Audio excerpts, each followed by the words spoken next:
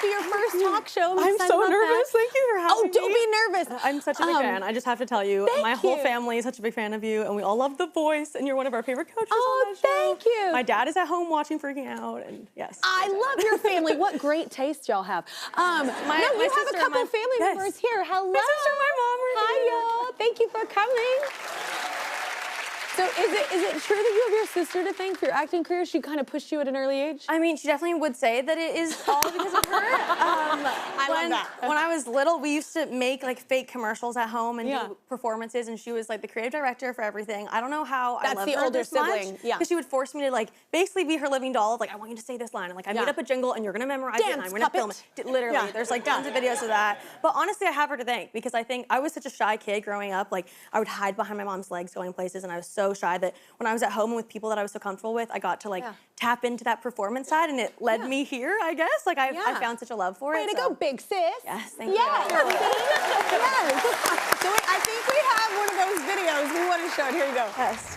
I love my Googie dolls. They make me fall asleep. I dance with them. I sing with them. They make me hop and sweet. My mom and dad love them. I really want some more. So come and down and buy them at your local toy store.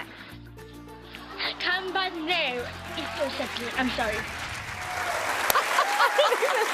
Oh my God! She made that up. She made up the whole jingle, made it rhyme, and I don't know how old I am in that video, like 4 years old, and she was like, memorize it, we're gonna film it. We're literally camping with our family, and we were making commercials. But that's fun. It's a creative family. What a cool environment to grow up in. It's progressive. I love it. What do you remember about doing those videos? Is it a good experience, or were you kind of like, I don't wanna?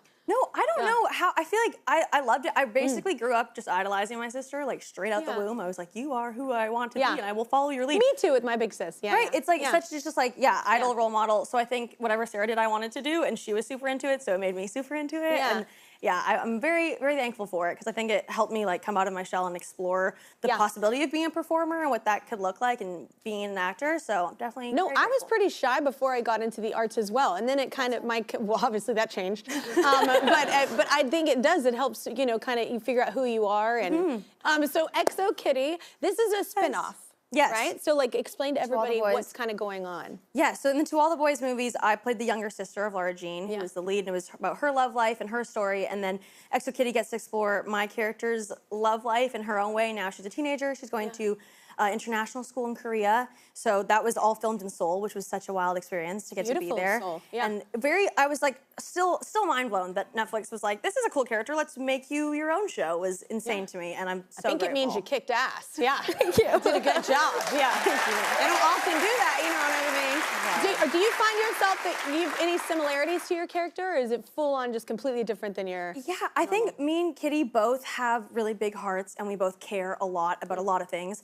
But I get in my head a lot, and I tend to overthink, versus Kitty sometimes doesn't think enough, and she will get into very messy situations because of it. She like lets her heart lead her all the time, and it sometimes can get very chaotic. But for me, I feel like I don't do that enough, and I get really caught up in my head and get really worried about stuff. So I definitely think we could learn from each other. I was going to say, that's a little therapeutic. Yes, honestly, it is. Stretching yourself.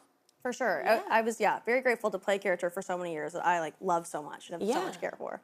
Your character is going through changes this season, and you've had a lot of fan reactions from that too, right? Yes, it's so special. Some of my favorite parts of this job, to be honest, is just to see that what I get to work on can impact people's real lives and make young people specifically feel like more encouraged to be themselves, or feel like they have the bravery to do something that might have been scary. Like my character is realizing she's bisexual and going through that experience. And I've had fans tell me that like this was a really emotional experience to see a character go through a story so similar to theirs, and it made them feel courageous to be who they are. And that like will make me emotional any day. Like that makes me so grateful that I get to be a part of someone's story in that way. Yeah, art should be thought-provoking. It should be a vessel, a message, absolutely.